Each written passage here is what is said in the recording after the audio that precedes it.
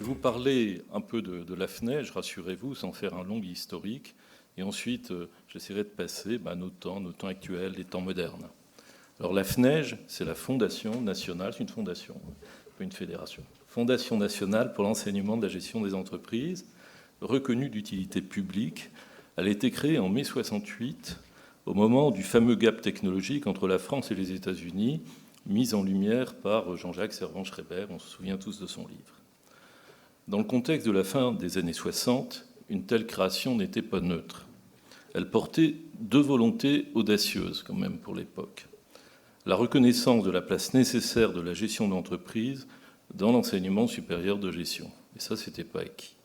Son utilité publique, c'est-à-dire l'affirmation par l'État que l'apprentissage et le développement des connaissances en management permettant de rendre des entreprises plus performantes, était un enjeu national majeur.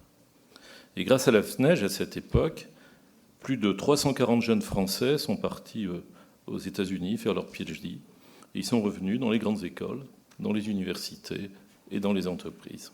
Certains sont devenus très célèbres. Cet événement, qui peut sembler circonstanciel, comportait en lui-même plusieurs enjeux majeurs en correspondance avec notre thématique du jour, consacrée à la stratégie et à l'incertitude. Il nous incite aussi à nous poser la question d'une nouvelle donne pour l'enseignement et la recherche en management, dans le contexte turbulent de notre environnement actuel, question qui n'est pas sans importance pour ceux qui emploient 18,4% des étudiants français qui apprennent, à qui on enseigne la gestion en matière principale, et aussi avec une communauté qui réunit aujourd'hui près de 4000 enseignants-chercheurs. Ce dont on n'a pas idée, c'est une discipline qui, en 30 ans, a complètement explosé. Mais revenons d'abord à ce mai 68 de la gestion des entreprises, passée à l'époque sous silence. Voir l'État s'engager dans une fondation dédiée à l'entreprise n'est pas sans paradoxe. Les États et leurs administrations sont par principe averses à l'incertitude. À l'opposé, l'entrepreneur est celui qui accepte le risque dans un contexte d'incertitude. Le premier, l'État, a une responsabilité publique, est chargé de gérer la chose publique, se doit d'apporter les justifications politiques aux décisions qu'il prend pour la cité. C'est le sens fondamental de la République, de la res publica, la chose publique. Le second, l'entrepreneur privé, a notamment pour mission d'apporter une valeur à ses clients, en respectant notamment les normes imposées par la puissance publique. La reconnaissance de cette dualité par l'État, en associant officiellement, dans le cadre d'une fondation, entreprise et utilité publique, fut assurément un signal fort. C'est une banalité de dire, mais près de 50 ans après, que penser de cet acte fondateur pour l'État et les entreprises, pour l'enseignement du management et finalement pour notre fondation. C'est une banalité de dire que le contexte a changé, mais il a subi davantage de bouleversements ces 10 dernières années que durant les 40 années précédentes. Introduite en bourse en mai 2012, Facebook pèse plus que le conglomérat General Electric. Les frontières des marchés dépassent celles des États. La régulation des échanges sur Internet en est un exemple patent, au plan de la propriété et de l'échange des données, et aussi au plan fiscal, par exemple. Sur ce nouveau terrain de jeu mondial, les règles et les temps de décision sont bouleversés. Comme l'illustrent certains slogans qu'on entend dans le monde Internet, je suis professeur de marketing, « The first is the winner, the first takes all », aux oligopoles des années d'après-guerre, toujours présents sur nombreux marchés, celui des détergents, des lessives, des cosmétiques et bien d'autres, se sont substitués ou se sont ajoutés les quasi-monopoles de la nouvelle économie. On a cité Amazon, Facebook, Twitter. Les actifs spécifiques, souvent fondés sur les externalités de réseau, transforment sensiblement les modes de valorisation des entreprises. La puissance de ces nouveaux venus et la généralisation de l'économie digitale modifient à la fois les frontières des marchés, mais aussi celles des entreprises. Ils obligent l'ensemble des parties prenantes, États, collectivités publiques, fournisseurs, clients, syndicats, organisations intermédiaires, à redéfinir leur rôle, souvent dans des situations de crise et avec un horizon de moins en moins prévisible.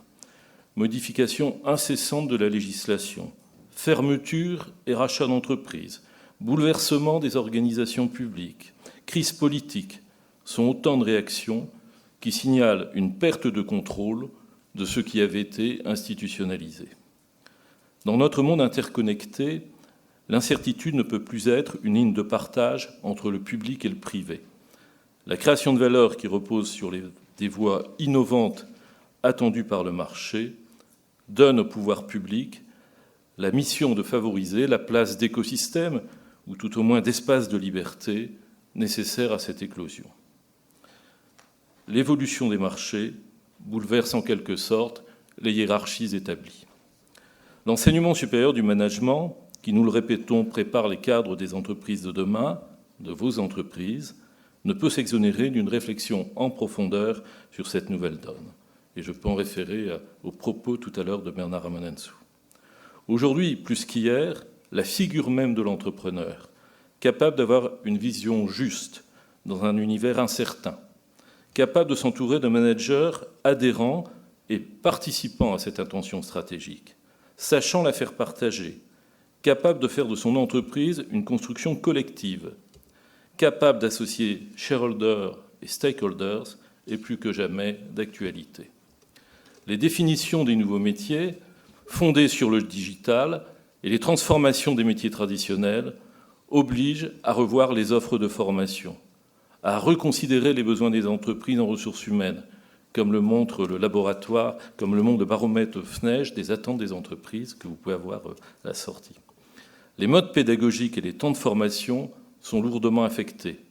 Le temps où la formation initiale était presque suffisante pour une vie professionnelle est révolu.